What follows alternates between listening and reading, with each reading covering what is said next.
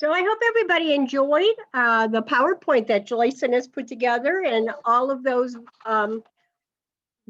statements and quotes were sent in by people that are living with a mental health condition. So my name is Carrie, and I'm the Support and Education Coordinator at NAMI Greater Cleveland. And I just wanted to give you an overview of what NAMI is in case you are not aware.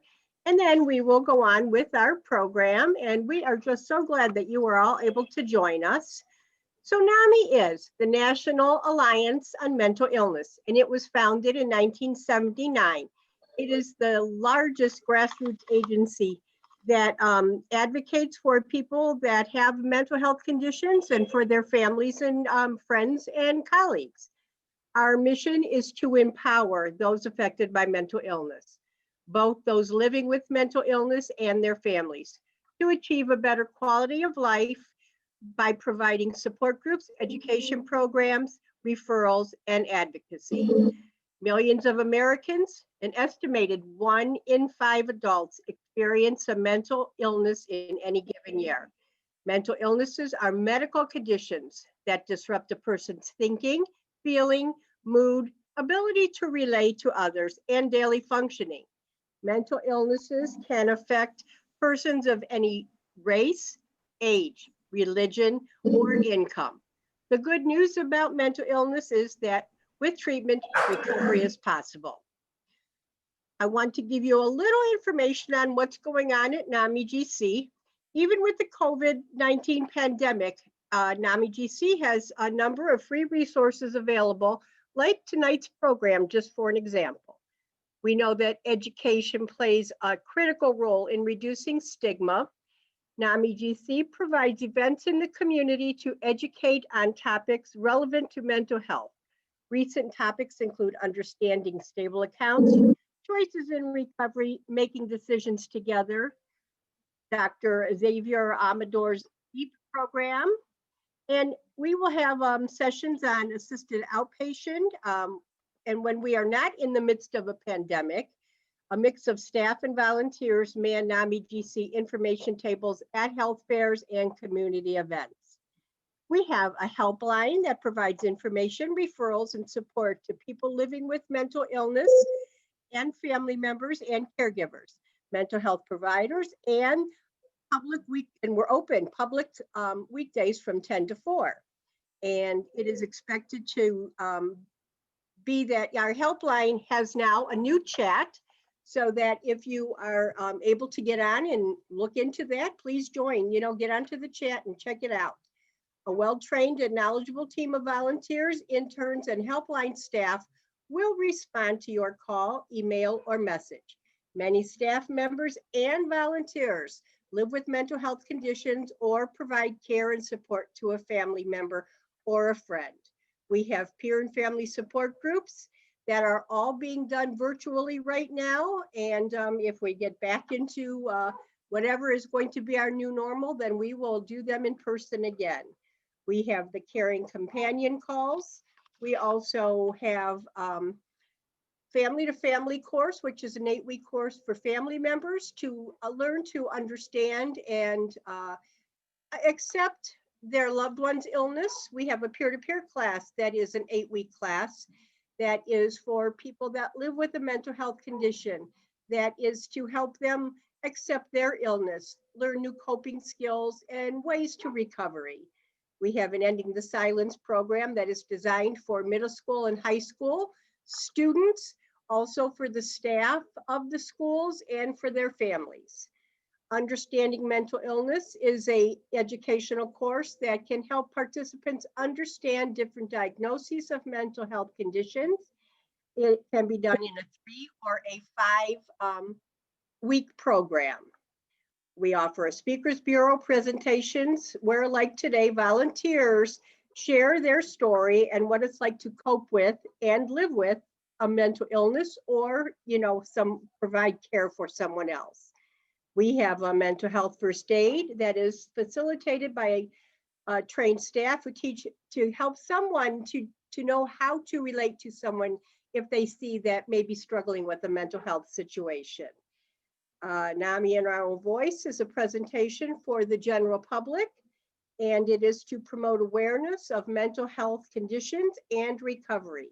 It features peers speaking about their experiences, like living with the mental health condition and living in recovery. We have a hospital network program that is basically just a NAMI Greater Cleveland program, where volunteers go into the hospitals, and right now we're doing it virtually, but we are still getting into the hospitals, and we do presentations and sharing of stories to the patients that are in the hospital to let them know that recovery is possible and there is hope out there, and that we have information that we can provide them throughout the community and through NAMI itself to give them support and education and to let them know that they're not alone. We also have NAMI Walks, which is this weekend, the ending of this Mental Health Awareness Week. It is going to be a virtual walk this year, but it is our largest fundraiser, and it's also the largest event that we have that everybody in the whole facility that typically would come together to walk would be, in support of people that have mental health issues or the people that live with mental health conditions themselves. So please, if you're able to, get on our website and join, somebody's team, get in and join, just by donating or being there, in virtual spirit. So we appreciate you again for coming in, and I would like to also welcome. I would like to know that Chris Bignona, our executive director, is on this Zoom platform here, and so I don't know if she does have a walk team, and we are here for all of you at any time that you may need us. So I would like to introduce you right now to our first speaker, Tiffany. Take it away. Great. Hello, everyone. My name is Tiffany. I'm glad to be here with you virtually this evening. Today, I will share with you a little bit more about who I am and reveal my experiences living with a set of mental illness, what recovery looks like to me, and what I'd like the public to know about mental illness. I'd like to share a little bit more with you about who I am and about what I value. Over the last 10 years or so, I served in a wide variety of roles in higher education administration and financial services. And for the past year, I've been working for a large insurance agency in the Treasury area. I earned my undergraduate degree with Latin honors from Marietta College in 2009, pursuing a double major and a minor.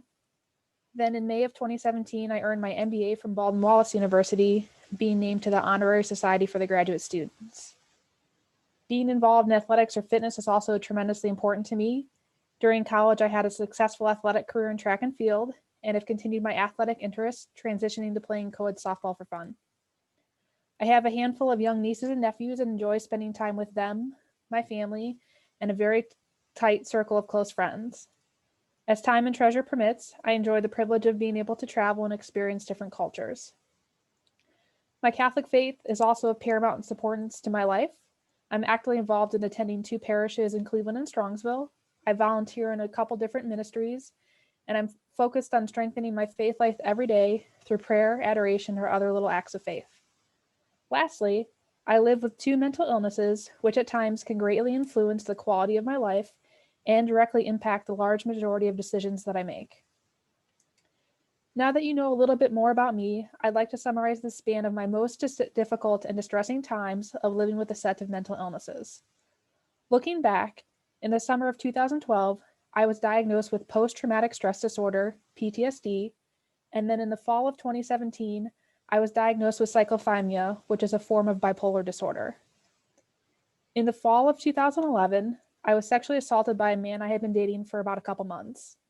In the hour that followed that incident, I experienced overwhelming emotions of fear, shame, panic, embarrassment, and feeling like my soul had been ripped out of my body. I ultimately blamed myself for that incident and confided in my assailant that I would never share what had happened. While I was able to shove that memory away for a while, the PTSD symptoms came swinging into my life like a wrecking ball about 3 months later. It took about the next year for me to discover what the symptoms were related to and ultimately report the assault. In the years that followed, in the most distressing periods of post-traumatic stress disorder I've dealt with, thinking that my closest male friends and family members were just like my assailant, waiting for them to hurt me, sometimes shivering in panic when they would reach out to put a hand on my shoulder to try and comfort me. I've had difficulty sleeping, waking up between 3 and 5 a.m. in sweaty chills, gasping for air like swimming from the bottom of the deep end, while also having recurrent nightmares about the incident. I've dealt with crippling feelings of anxiety in which it feels like my chest is going to cave in or my head is going to explode or that I'm going to pass out. I've experienced feelings of panic when passing by the location of the incident or returning to the cities that are associated with the incident or the relationship. I've struggled with an overwhelming feeling that no one can be trusted, and at every moment I need to be on high alert for potential danger, especially when it comes to any form of intimacy and romantic relationships.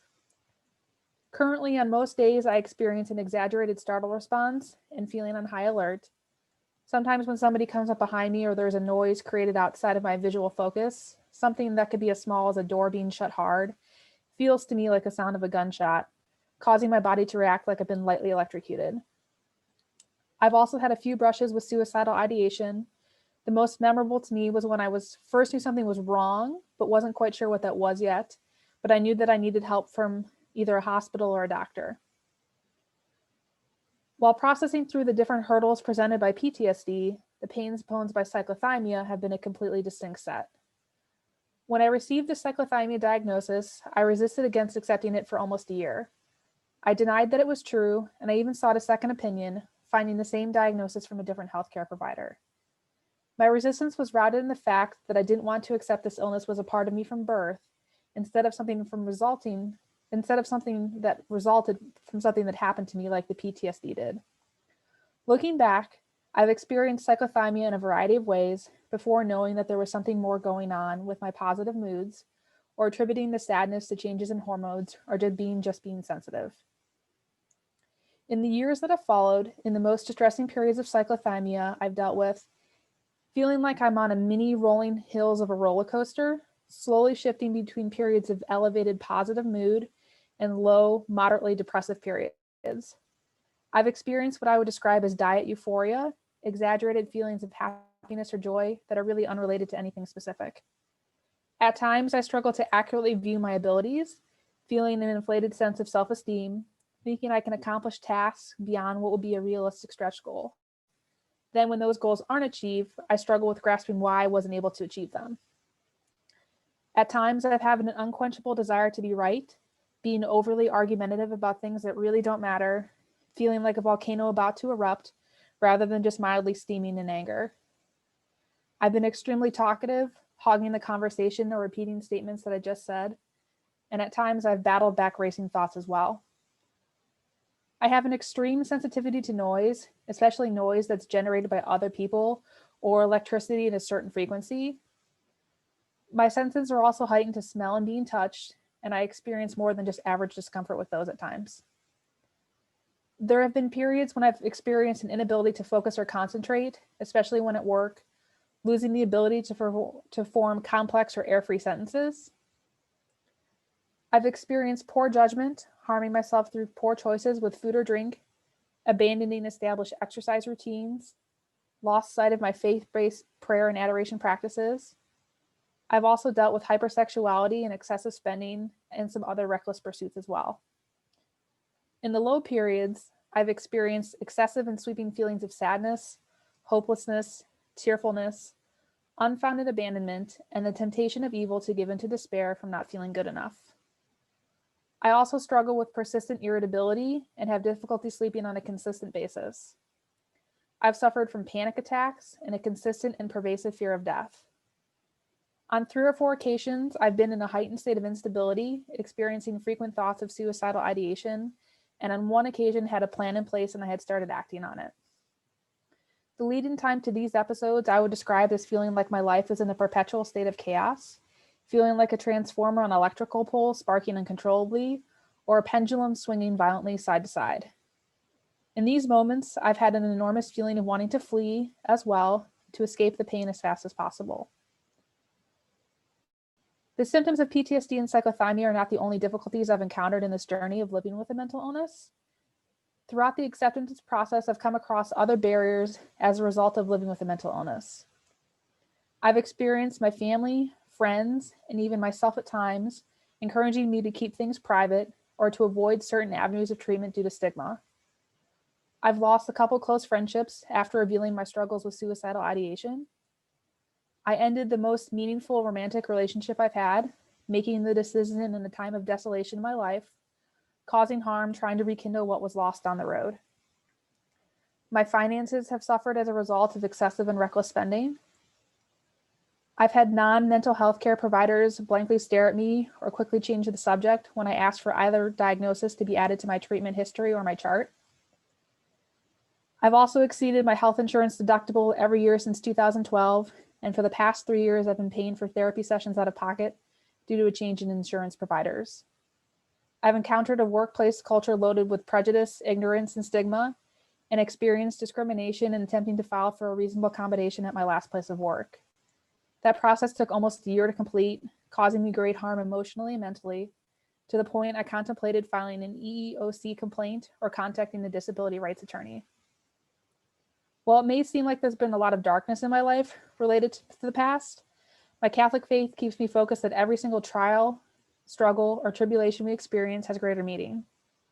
For me, this meaning can be found in the success I found in treating these illnesses, that the suffering has helped purify my heart and develop a strong sense of courage to move forward.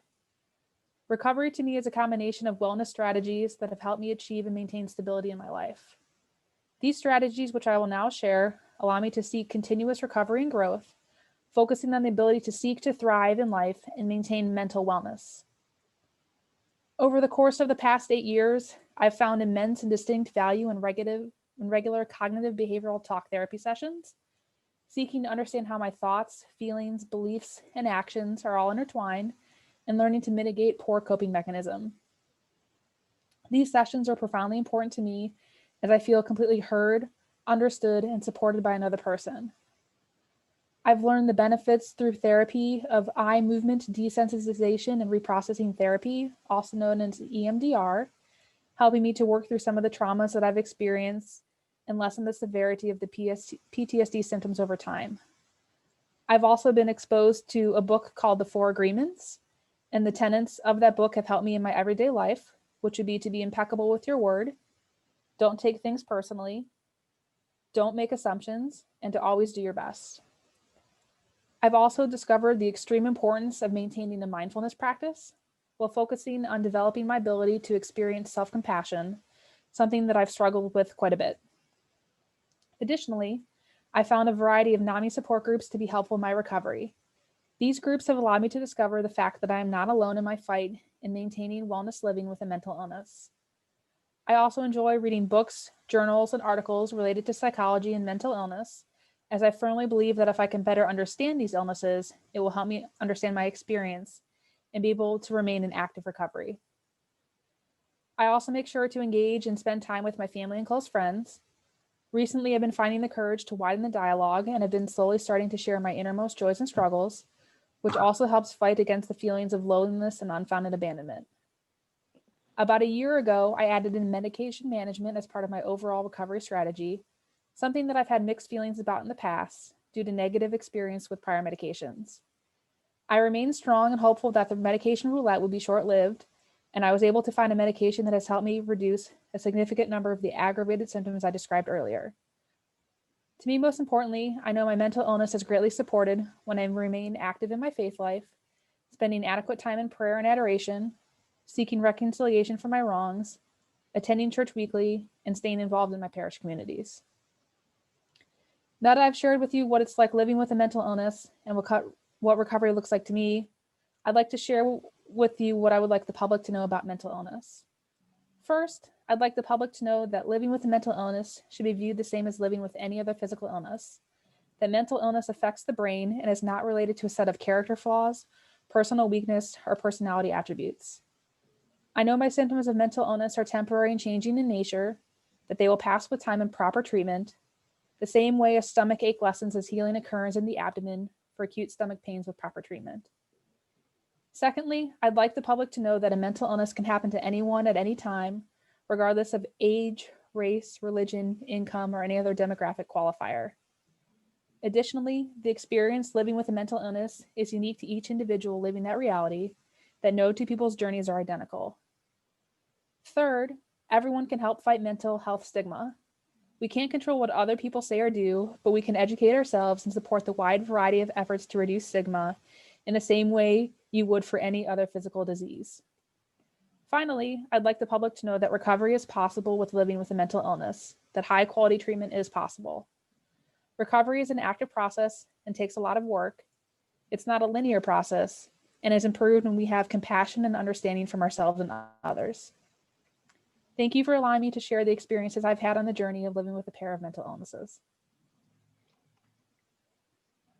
So thank you, Tiffany, for sharing your story with us. We truly appreciate you being here with us. Thank you so much. Sure.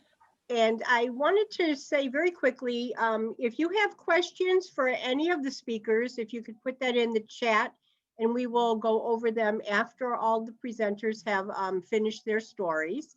And our next presenter will be Letitia. And I could be saying that wrong. I have a sister-in-law the same name, but is spelled the same way. So we welcome you, and thank you. You're up. It's Letitia. Okay. Hi, everyone. Good evening. Again, my name is Letitia. I am an artist. I'm a proud mother of two. And as I began to think of what I was going to say, and knowing that I'm an extremely transparent person when it comes to my journey, a lot of different moments, a lot of different instances came to mind, but I wanted to share something that happened recently and to kind of go through just like a day in the life with the things that I battle emotionally and mentally. So I am beginning with a single moment. And in this moment, I was triggered. And when I was triggered, it was in one of the hardest ways for me. The trigger was hard to explain to someone else. I was ashamed of the fact that I was triggered. I was embarrassed by it. And most of all, I felt guilty that this act somehow was able to trigger me. So before I go into a diagnosis and before I explain my past, I just would love for you to listen, and in the chat, if you want to say things about different triggers that you have, to do so, just so that it's engaging as well. But on Wednesday, September 23rd, my then boyfriend got up at 5 o'clock in the morning to help me with a favor. I asked him the night before.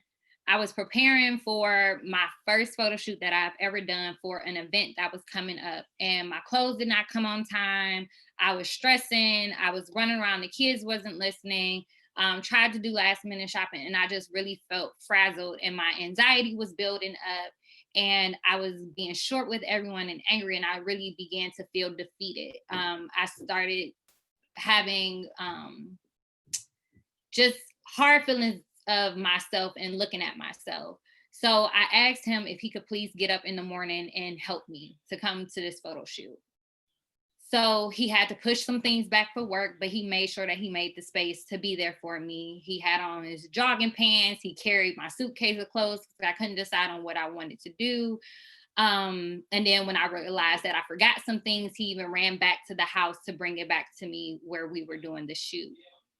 He was the person that I looked at to smile during the shoot and for me to look natural and to feel like myself. I was beginning to loosen up. And at the end of the shoot, the photographer suddenly started asking, well, what are you doing? And when I turned around, I saw that my boyfriend had changed his clothes, and I was slightly confused and a little bit annoyed. And I started asking him, like, what are you doing? And as the sun was rising, we were outside in the meadow. He got down on his knee and he proposed. So he became my fiance. So yes, I was overwhelmed. I was excited. I was feeling all these emotions, but I was especially feeling safe. I felt trust. And as the day went on and as the night began to fall, I began to feel fear. And I began to realize that the fact that I opened myself up to a relationship, opened myself up to trust again, that I was actually triggering myself.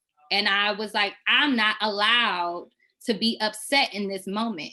I'm supposed to be happy. I'm supposed to be all of these things, but there was this rising fear in my stomach and in my chest that I couldn't express. And it was so hard to tell someone who loves me and who knows my battle and knows my struggle, who has been at psychiatric hospitals with me, who has been just a support throughout my journey, to look at them and say, right now, I'm feeling afraid. I was diagnosed with PTSD in 2014. First, they thought it was due to an abusive relationship, which that was a part of it. There was also connections to my childhood where I suffered from molestation. And also one of my deepest traumas was the sudden death of my grandmother, who was my anchor. Nonetheless, I have a story of a lot of emotional wounds, neglect, and physical abuse. And one thing I want to sidebar with discussing things about mental health and mental illness is that there were moments where I felt like I did not have enough trauma to really say that I have trauma. I did not feel like some of the events that happened, like, yes, it was bad, but there was always someone who had it worse than me. And one thing I would want everyone to know is that your hurt is your hurt, and we need to feel validated in how we feel and what our experiences are. And sometimes it takes away when we compare our pains to others. In 2018, I was told that I have borderline personality disorder. And I was told that this was a disorder that is a personality disorder that they are still learning more about. And that they felt like my PTSD was actually a misdiagnosis. Some of the things that comes along with having BPD is that you have unstable relationships, you have unstable mood swings, you have an excruciating fear of abandonment. And so my proposal was actually activating everything inside of me and telling me to look for the red flags, telling myself that I need to make sure that I am anticipating the danger. And all I could think of is the flashes of the moments where crying for hours. It was moments when I was pregnant with our son, I cried for 8 hours straight. I went through postpartum depression severely with my son as well. And I kept wondering, how can somebody want to be with someone like that all the time? Like, yes, in public, I'm bright and funny and people like to be around me, but when the doors are closed and I'm at home and people who are closest to me gets to really see me, there's this ugly side.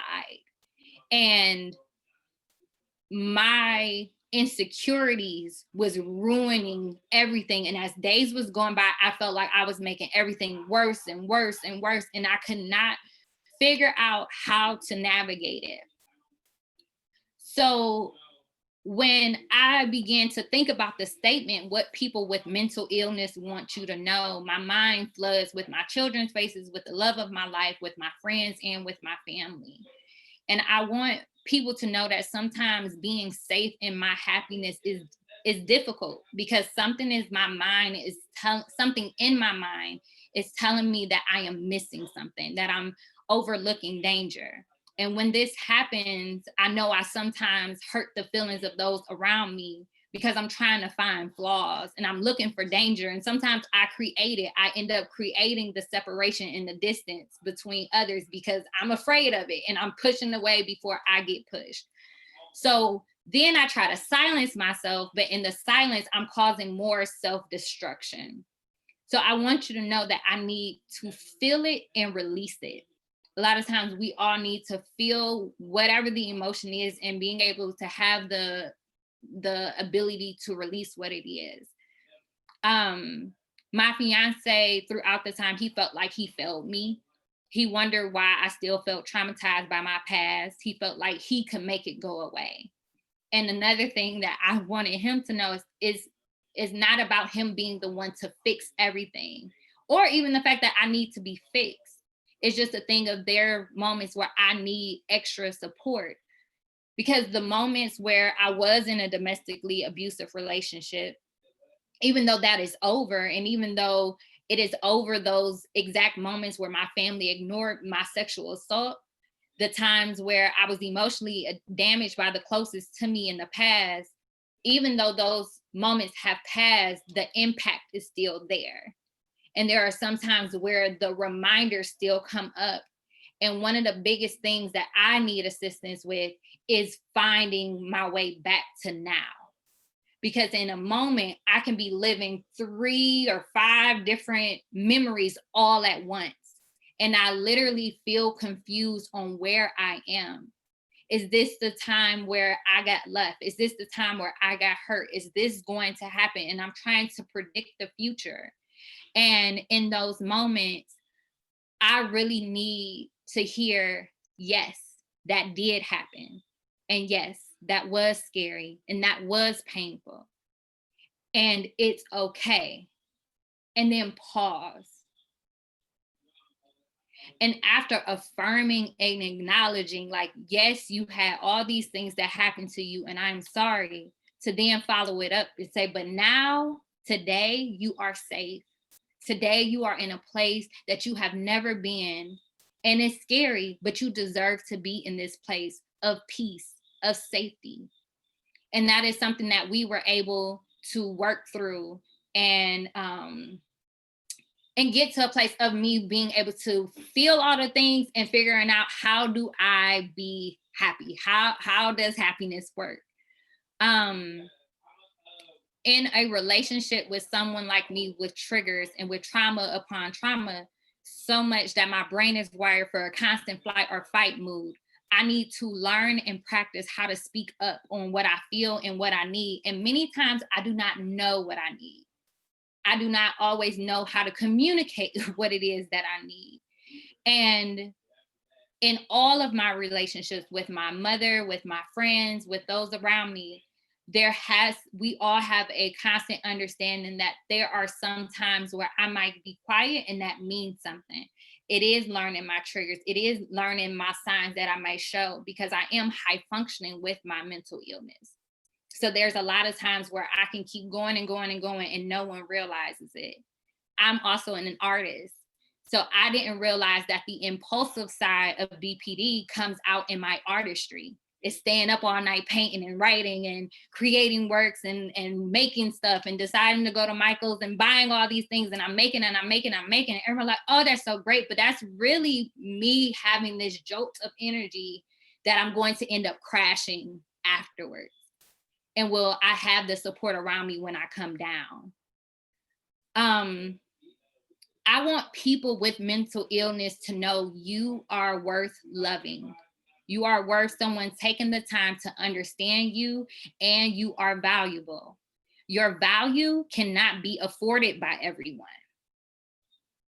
So everyone is not deserving of you. Everyone is not deserving to know the ins and outs of the things that are deep in your heart and those special things that make you stronger than the average person, because you are enduring multiple realities at once sometimes.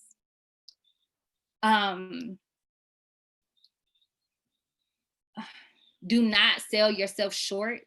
Do the individual work, and know that sometimes you'll do all this individual work, and then when you get into the actual circumstance, all of it goes out the window, and that's okay too. You're like, oh, I got all my communication skills down. And then you're in a situation and it all goes out the window.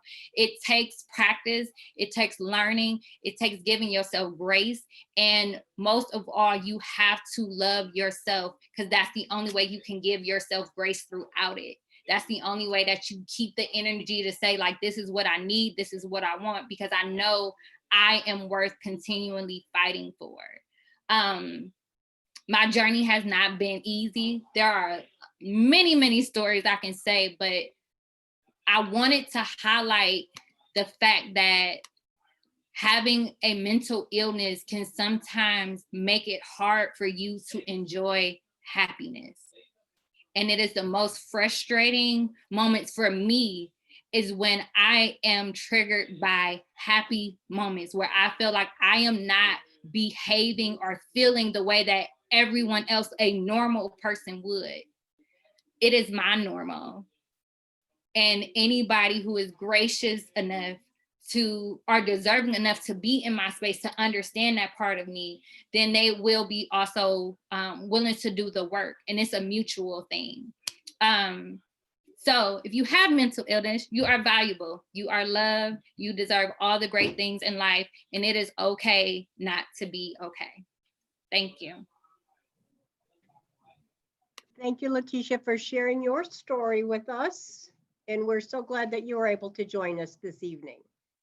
Our last presenter will be Mike, and take it away.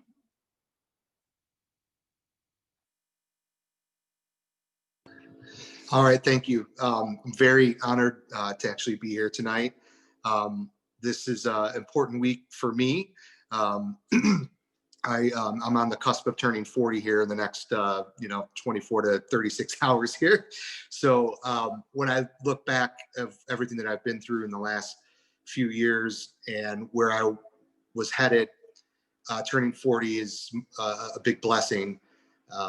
And I'm just honored to be here, and it's a big birthday, and it's Mental Illness Awareness Week. And I'm really grateful for NAMI for the platform, and I'm grateful for everything that their peer groups have done for me as I kind of climbed out of a dark place several years ago.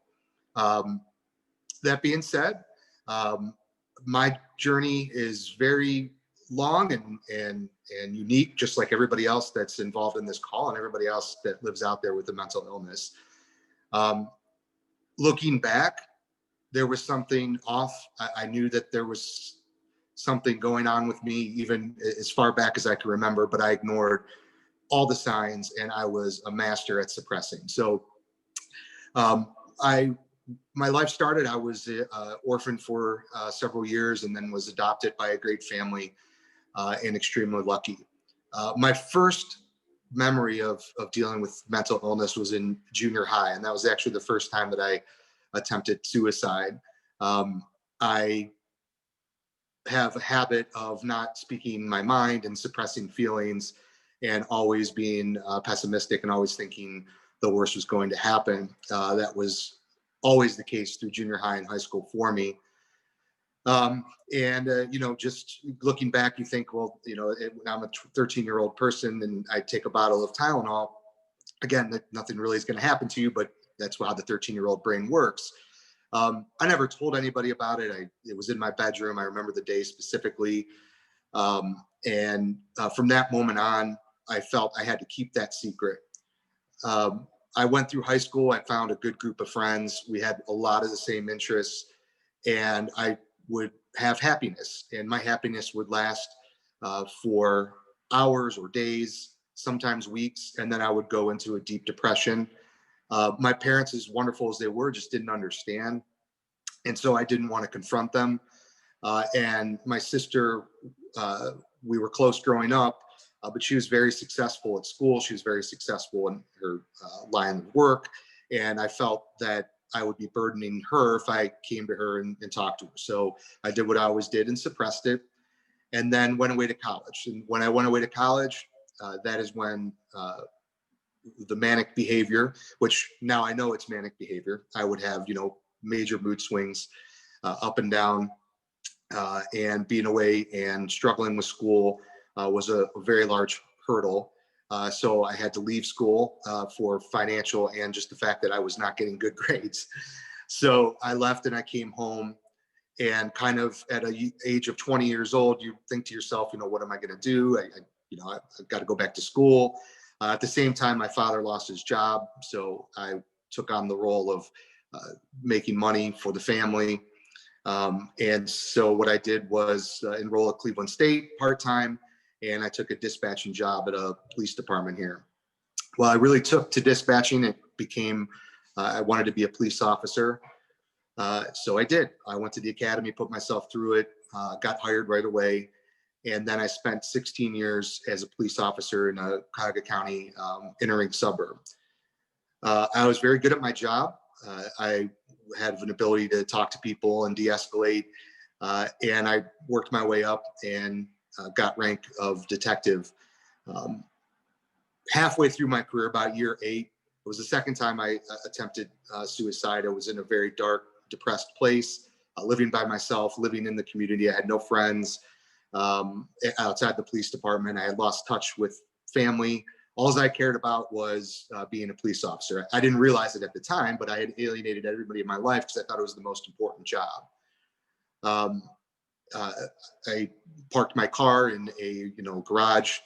What I didn't realize was that the garage didn't close all the way to the ground. So after about 45 minutes of sitting in the car, I realized that I had failed again at the second time in my life trying to kill myself. The interesting story about this is the car got stuck in the garage, and when I tried to close the garage, it crumbled down around me. So you'd think that'd be a sign that I should have went and got help. I didn't. What I did was call my dad, who helped me get my car out of the garage. I went on, and as the pressure of being a detective and doing major cases grew, everything else in my life became much more stressful. I was not present in any relationship. At this point, I was married, and we had a young daughter.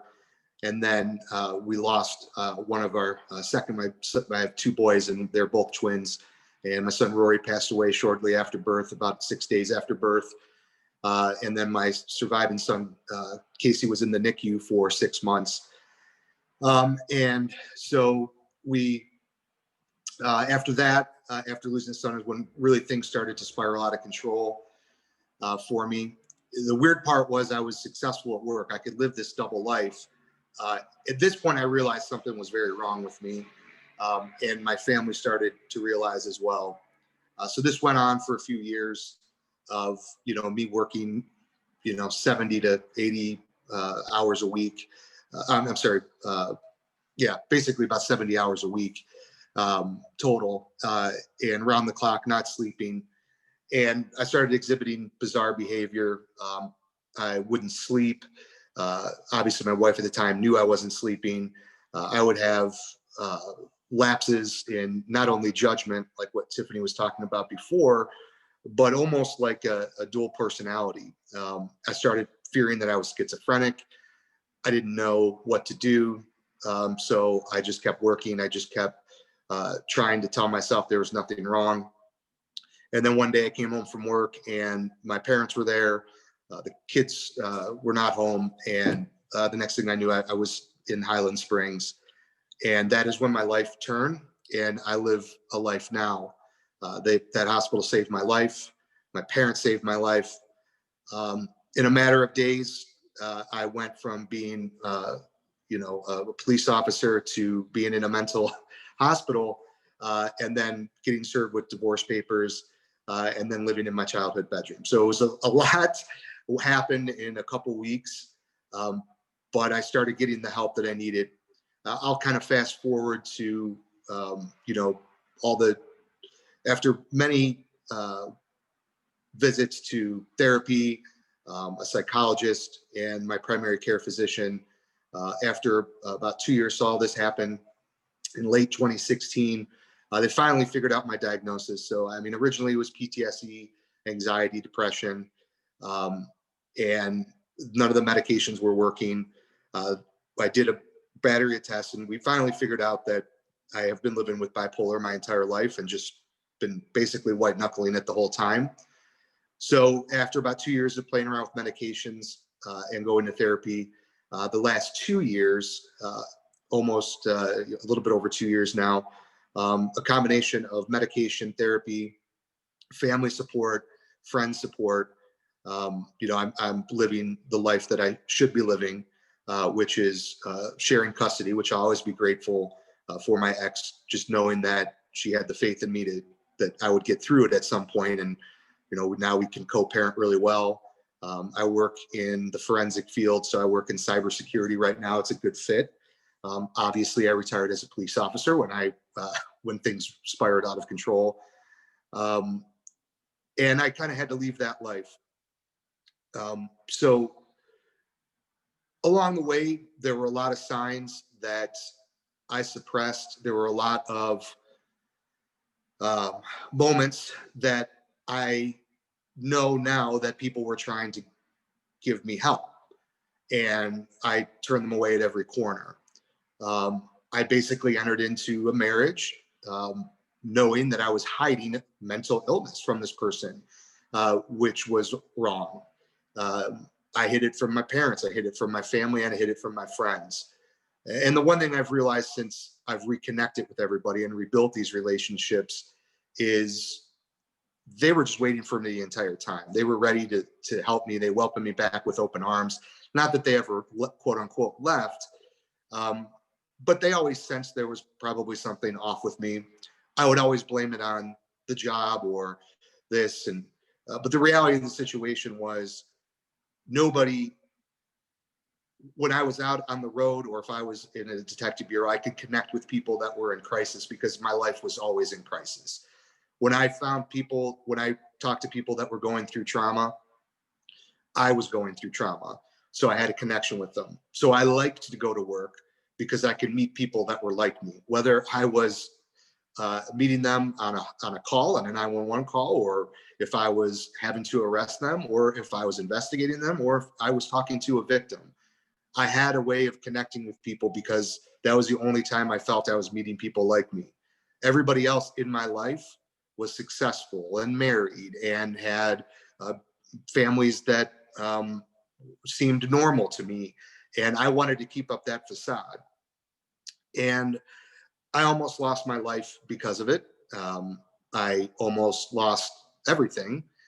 And now where I am today, what I will say, how I'm able to live with this illness is because I am not alone for the first time. Even living alone now, which I just did earlier this year. So, I mean, it literally took me over 3 years to get to a point where I felt comfortable that I had the tool belt necessary. Both the previous speakers talked about mindfulness and recognizing your own orbit, so to speak. And that really is so accurate when you're living with mental illness. Because when you get it under control, and you'll never be able to control it, that's kind of a bad way to say it, but if you get recognizing your symptoms under control, then you have tools that you've learned through therapy, and groups like NAMI that you can now deal with it. When I have manic behavior, or if I get completely depressed, I now know when it's coming, as opposed to living like a boiling teapot that's just about to boil over and scream out. What I want people to know during this week is that NAMI is by far one of the greatest resources, nonprofits that the country has to offer. We're very blessed in Cleveland. There's a lot of groups, and before COVID, they were very, very successful. And I want people to know that if you have family or friends, or you have someone that you need in your life to understand what you're going through, the family supports are amazing. My parents are older. My dad really didn't understand what was happening to me. But when we went to a NAMI family group and he got to talk to other people and see other families, his heart broke, and we've had the closest relationship we've ever had in our entire lives. And it's almost like this road that I traveled, it had to be this way. It didn't have to. I could have addressed this many years ago, but I wouldn't change where I'm at right now for anything, because I have so many people in my life that I love and needed over all those years, and it's like they never left. So I want people to know that NAMI is a great resource. I also want people to know that this was a big hurdle for me to get over when I started getting the proper treatment, and when they were trying to figure out my medications. I was very naive to think that medication was going to be the fix, and then I would just take a pill and be okay. And that's not realistic. And I would skip therapy, and I would be like, well, I don't need to do this. And if you don't do the combination, or at least for me, I have to have that combination to have success. So I think that those are the three things that I really wanted people to know. And I really appreciate the opportunity to speak. I couldn't have done this 2 years ago. So I'm very grateful. So I'm very happy, and thank you for the time.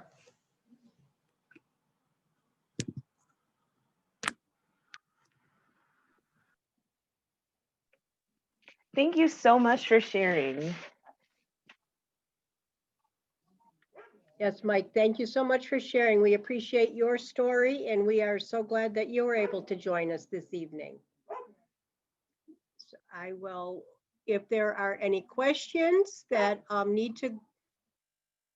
that anybody wants answered, I know that in the chats, there are great comments for all of you, all of our presenters. And we want you to know, how strong you are to come out and do this. So we appreciate this.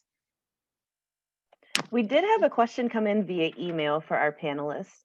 So Tiffany, Letitia, and Mike, if you guys don't mind answering, why is it hard to build relationships or rekindle the ones that you had?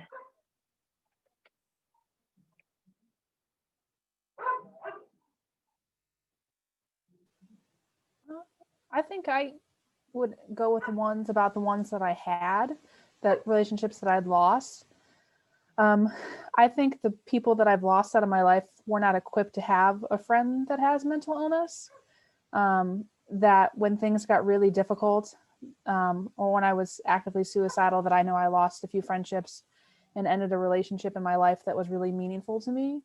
I think that's probably for me the biggest thing of accepting the fact that it takes somebody that's strong to be able to be there for you, and not everybody's equipped to do that, is what my experience has been.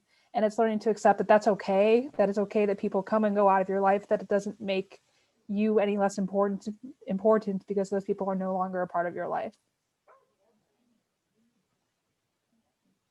Thank you. Anyone else? Yeah, I would just say that I think the hardest thing for me was when you was telling them, what had been happening to me, and like I always carried around guilt about it, like that I hid everything from them, And when I started reaching out to my friends, I found out that so many of them were also dealing with mental illness themselves. So I had shame, not of what I was going through. I had shame that, you know, these are friends that I knew for 20, 25 years. I mean, my parents, for my friends, it was, I felt apologetic. I didn't know if they would understand. They were so understanding. My family, I really felt bad about burdening my parents at their age. And I couldn't have been more wrong. You know, it was, you know, like I said, moving back in with them was actually a very big, huge, it was a massive blessing in disguise. And we made up for a lot of lost time. So that was the toughest part. But as soon as you rip the Band-Aid, you realize that there's so many people that are touched by this, just like so many other illnesses in the world, that they're going to be more compassionate than you even realized. Okay, thank you. Letitia?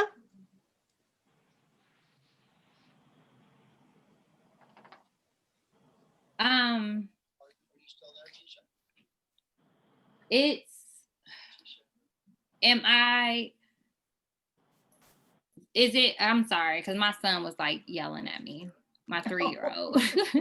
Well, can you restate the question for me? Okay, Joycelyn? Absolutely. My 2-year-old was yelling at me, so I definitely understand that. The question was, why is it hard to build relationships or rekindle the ones you had? Whew. For me personally, it's an issue of once trust is broken in certain ways, it's just hard for me to reopen again. It's hard rekindling. Like, okay, so in being transparent, I'm trying to think of like the nicer way to put it things. Even with the relationship that I'm in now, it has been a rocky road. I had a very rocky road with my mother as well. She has bipolar disorder. And a lot of times it's being blinded by my own needs and not being able to see someone else's needs. It's moments of being too understanding of somebody else's needs that I'm denying myself of the things that I need. And it's trying to figure out how to have that balance of understanding that there's always two sides of the coins of what someone's need. And it can't always be all about me, even though sometimes I need it to. I feel like I need it to. Yeah, but getting through that, it just takes a lot of transparency. It takes a lot of admitting what it is that I'm feeling, and sometimes even for others to admit that to me. Like, I need my support system to let me know too when they're getting overwhelmed by things that I might be asking of them, and learning and practicing, like, how do we say that to one another? How do I let you know without hurting you or causing more damage, to say, like, right now I need to set up boundaries to protect myself. Okay. All right, thank you so much. So then we had another question out here for all of you, and that was, what family support group do you think helped your family or your partner to better understand, you know, about your mental health issues or condition? If they participated in any of the groups, so. For my situation is kind of unique with how my family began to really understand my mental illness. I had my first suicide attempt at 13. So a lot of the stuff Mike was, as he was going through, it was so much stuff I was resonating as well with, just like, it's been a long journey. And in 2017, I went into a rehearsal room with one of my very close friends, and we just improv'd. I cried. I was saying all the things that I wanted to say. I was describing how, like, at that time I was pregnant, how I felt like my sadness was making my blood black, and like I was hurting my child inside of me because of how sad I was. And like, just like every crazy thought I was having, I was just putting it out there. And we ended up making it into a play. And then I was like, I will never, ever show this to anybody in the world, because it was raw and it was therapeutic for me. And so we ended up putting it into a festival with Cleveland Public Theater. And that was my family's first time sitting and watching and seeing and hearing what it was. And I was able to communicate more through the art form than I was with my regular words, and to give them the imagery, because the show did consist of one woman, and it was dancers and fabrics. So it was times where even if she is still and saying something at work, like, hey, everybody, it's like waves going and it's so much stuff clawing, but on the surface it's normal, like, hey, yeah, but it's things pulling. And that piece opened up many doors in my life, but especially with my family and friends understanding what it is, because I had some stuff I just had to visualize it. I couldn't put it in words what it was, and how it keeps building and building and building to all of a sudden it's just the explosion. And also my family, from me going to therapy, they have began therapy. My significant other goes to therapy too. Sometimes just because he has to like figure out how to handle doing me, and knowing when it's not his responsibility, when things are my responsibility. So that's kind of where we are. All right, thank you. So the question was about family support, right? Yes. All right. Yeah. So my parents and my sister took an active role in my recovery when it all started. They actually came after I was done, after with Highland Springs First Growing. I did some outpatient with them too, and they have an opportunity for the family to come meet the therapist. So they all came. Even my now ex-wife came as well. And that was their first introduction. And then we did a NAMI group, family group. They had one at a church in Strongsville. That's where my parents lived. So we went there.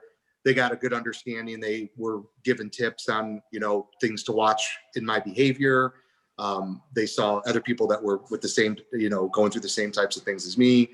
And also how to give space. Now, the other thing that I failed to mention earlier, but I think also worked for me. And again, I don't have all the answers clearly. I'm just winging this, but when, my whole life changed. Okay, now I'm not married anymore. Who's going to be my next, contact, all that kind of stuff. I will say that my primary care physician was also a huge part of my recovery and still is. I would also recommend people, if you have a good primary care, you feel comfortable with them, you meet with them at least once a year. At least mine wants to meet with me twice a year. He shares all the information with the therapist, and it's a good relationship. Like, I have his cell phone number. Like, he is a great doctor, and you just never know. It's just another lifeline out there. It's just another person that you could reach out to. So I had my parents come to that as well, just so they know. And because there was a lot of, they were trying to make sure they were getting correct information from me. Because Yeah. that's a big thing. So a big part of my thing was I don't want to say trust, because they always loved me and they weren't mad at me, but they were also worried. So they wanted real time information, and when you're hit rock bottom, you're not always the best source. So I would say that as well too. That's a big thing too. All right, well, thank you so much. Tiffany? I would say that my family support came pre-NAMI. The first therapist that I saw that diagnosed me with PTSD, after about seeing him for 6 months, my parents went and had a session on their own to learn from him kind of what I had been experiencing, because at that time I really couldn't verbalize to them what my symptoms were or how I needed for them to help. So he kind of acted as this intermediary to help with that. When I revealed my cyclothymia diagnosis to them, I did it myself to explain to them, just to let you guys know that, hey, that PTSD isn't the only hurdle that I'm facing, that there's this new bipolar diagnosis. And they kind of, realize that, this is something that you've been living with your whole life. The symptoms that you're describing to us, they make sense for what your journey are. And then during the point when I was actively suicidal, my cousin came over and spoke with them about what I was experiencing, because I couldn't yet verbalize it to them, what I was going through. So they haven't gone to any NAMI specific, but they've been involved in my journey over a variety of ways, to be there for support. Okay, thank you so much. We're going to have just one last question for all three, and then we will be ending our program for the evening. So has COVID-19 pandemic had an impact on your recovery at all? Or staying in your recovery and being able to use the coping skills and tools that you need? It's definitely been difficult for me. I do not like the not in-person therapy. It's very difficult. Who I go to, their regulations are, to do it via Zoom. So I'm getting used to it. But yeah, I would say that's been the biggest impact to me. It is just not the connection, literally and figuratively. Sometimes it's just not the same. It's not as fluid, but it definitely, I'm still doing it. That and the uncertainty around the beginning of COVID was not helpful, and it did impact. I definitely had some more manic behavior in the beginning of that. But other than that, I would say that the impact on my therapy sessions, because those are really important to me, and also cutting down. So like I would go 2 times a week, and now I can only do 1. So just some adjustments, but nothing overall. It's still been positive. Okay, very good. Thank you so much. Tiffany? Sure. So I would say overall that COVID has had definitely some impact on my recovery. At first, and I'll kind of echo what Michael said, that the not knowing, I think, has been the most difficult piece about all of it. I too prefer my therapy sessions to be in person, and have finally at this point started getting adjusted to doing them virtually. But there has also been some benefit. My company, we're working from home until at least January 1st. So that's been a huge relief for me, not having to get up as early, drive an hour to work each way, and be in the office, that it's basically giving me a reasonable accommodation without really needing to request one. So that's been a benefit. That's probably not a great way to say it, but it's been one positive piece about everything that we've been going through, is the working from home has helped my recovery as well. Okay, thank you. Letitia? The beginning was extremely difficult, and I wasn't expecting the way that it was difficult to occur. My fight or flight, first being in the house all the time with everybody was hard. It was, I didn't realize how much I enjoyed being in my car. My car is my sanctuary, driving to work or come, because that's usually the only time where I don't hear mommy. I'm not needed nowhere else. Is times where I get in my car to cry. Like, my car is my safe zone. And I was also realizing I did not really know how to articulate what it was that I was needing, because I started feeling extremely clingy and extremely needy. And my oldest daughter, she was turning 13. And I was feeling a lot of things about her turning 13. And my therapist actually had me do some inner child work on my 13-year-old self. And it was a lot of things that I didn't realize her age was actually triggering me into memories that I wasn't fully connecting. So before that moment, I was basically acting like a 13-year-old throughout the house. If people walked away, it's like, why you don't want to talk to me? Why are you this? Why are you? And I just felt like I just felt unwanted. And I even had a moment where I left the house really late, and I went and I was just driving. I was crying, and I didn't know what, and I was getting frustrated with myself, because I'm like, I'm supposed to be better than this. I did all the work. Like, why am I feeling like this? And it is the importance of having great friends too, because I called one of my friends Because I'm like, I know my partner is tired of hearing me constantly, because I felt like every day I had an issue. And she just started asking me about my shoes. She was like, what shoes you got on? What about what pants you wearing? And it took me away from the craziness, and kind of like center me back. But I also love the fact that COVID has made me reevaluate what are the things that are really important for me. What do I absolutely need, and to make sure that I maintain it for my mental health in addition to my therapy. And I've actually been connecting with more individuals, with more women, especially Black women. I don't feel like there's a lot of spaces for us as Black people to really be transparent on what we're feeling, the things that we're going through, sometimes how we're talking to our children, because especially having your kids 24/7 too, there's a whole nother layer. And so a group of women and I have been meeting throughout the month of September, and that has been one of the biggest sighs of relief, because we're saying this stuff in our little incubator, and like, we're not, it's being able to take that pressure off. It's adding a little comfort in between our sessions with our personal therapist. So working on that has been very helpful for me, and starting what is called the Ashe Project, which is what that whole support system is. Very good. Thank you so much. Well, we thank you all for being here, and we definitely couldn't have done it without our wonderful presenters. So we do appreciate your honesty, your transparency, and your sharing your stories with us.